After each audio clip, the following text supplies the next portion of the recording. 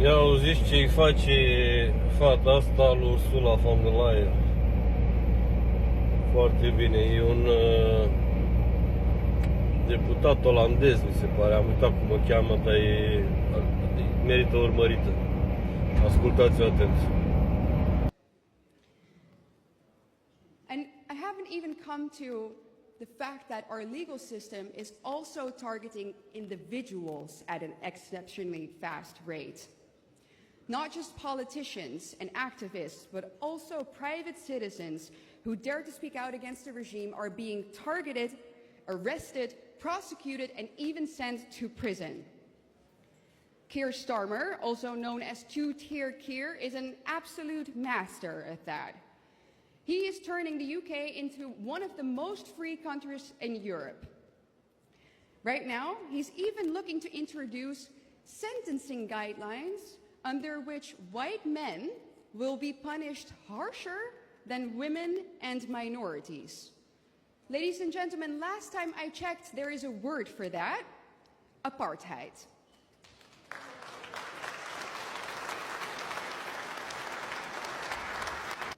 My last example is a personal one. A few weeks ago, I got a notification from Apple saying that my phone was under mercenary spyware attack. Mercenary spyware. So we're talking highly sophisticated government-level spyware that is used for counter-terrorism. That means that they can look at me through my camera in real time, they can listen to my conversations, and they can go through every single file on my phone. That is what happens in Europe when a perfectly normal, law-abiding citizen goes against the grain. So, let's face the facts here. Democracy is dead. Stone cold dead.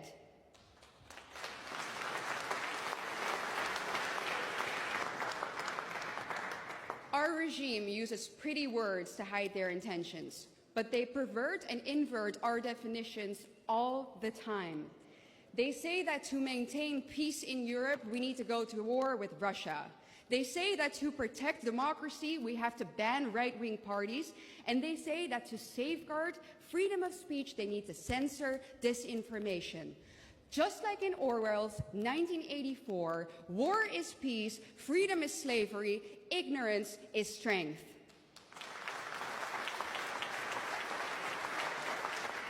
And now, ladies and gentlemen, we can find the embodiment of that regime in one person in particular. The worst leader of them all, the President of the European Commission, Ursula von der Leyen.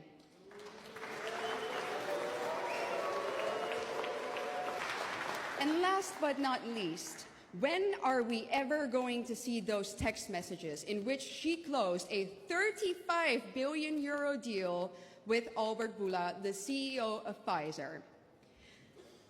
As I told you earlier, Ursula von der Leyen and the Eurocrats are most likely the ones reading my private messages, those of a private citizen.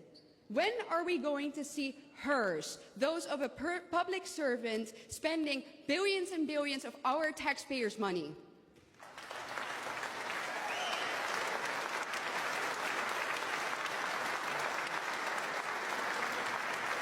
Ursula von der Leyen thinks she's untouchable. She thinks she is above the law. But we are here today to remind her that she is not. So allow me to take this moment, look straight into the camera, and speak truth to power for a moment.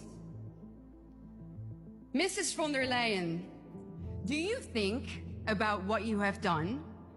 Do you think about the people who suffer because of your policies?